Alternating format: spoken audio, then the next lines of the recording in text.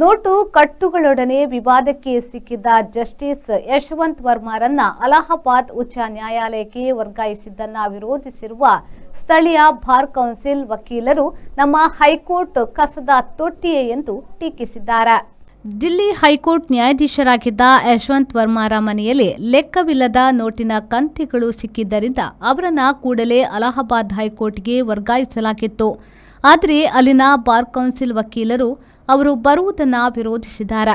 Allahabad high court ಕಸದ ತೊಟ್ಟಿ ಎಂದು ಆಕ್ರೋಶವನ್ನ ವ್ಯಕ್ತಪಡಿಸಿದ್ದಾರೆ.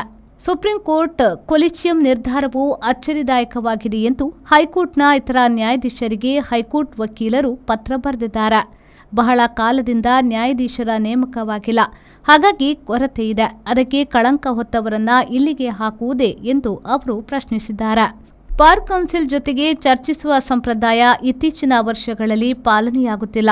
ಅಲಹಾಬಾದ್ ಹೈಕೋರ್ಟ್ ಜನರ ನಂಬಿಕೆ ಕಳೆದುಕೊಳ್ಳುತ್ತಿರುವುದನ್ನು ತಡೆಯುವ ಕೆಲಸ ಮೊದಲು ಆಗಲಿ ಎಂದು ಬಾರ್ ಕೌನ್ಸಿಲ್ ಪತ್ರ ಬರೆದಿದೆ.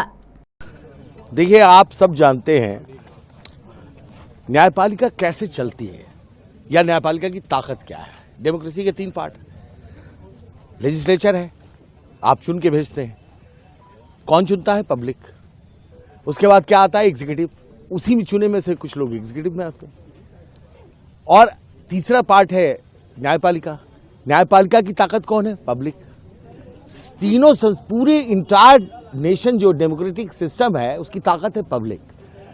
अगर पब्लिक का विश्वास न्यायपालिका से हटेगा तो क्या होगा ये खुद आप अंदाज लगा लीजिए. पूरा देश कोलैप्स करके नीचे चला जाएगा.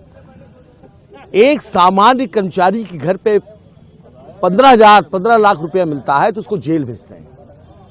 एक जज के घर पे 15 करोड़ रुपया कैश मिल रहा है, उसको घर वापसी का इनाम दिया जा रहा है. क्या हाईकोर्ट, इलाहाबाद हाईकोर्ट क्या डस्टबिन है, कचरा बिन है? करप्शन के खिलाफ हाईकोर्ट बार बिल्कुल स्ट्रांग फुटिंग पे खड़ा है. हम उसका स्वागत यहां नहीं होने देंगे. उनका ज्वाइनिंग अगर होती है, we will sine die the high court. Lawyers will abstain from work. आगे देखिए, आज का ये जो अभी आपको फैसला है, जो हमने स्ट्रांग वर्ड में प्रोटेस्ट किया है, ये एग्जीक्यूटिव का डिसीजन है. We have got the power to protest. फैसला क्या होगा उसके लिए जनरल हाउस सोमवार को तय करेगी. बहुत बड़ी जनरल हाउस होने जा रही है जिसमें सारे लोग मिलकर ये तय करेंगे कि हमारी मांग क्या है.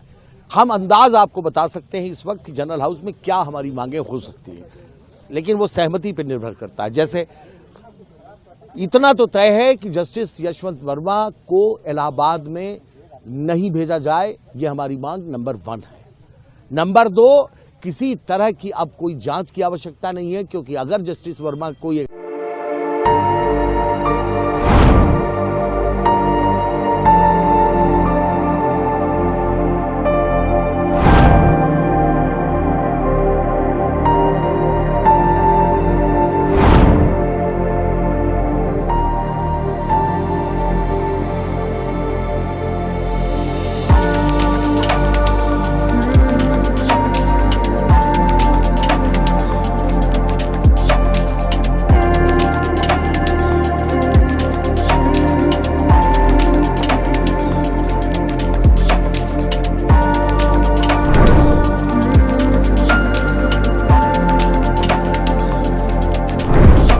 Our Balcony Garden, Vertex Street, Kadri Kamla Road, Mangalore. Call 8197 104 042 or 7899 282 403.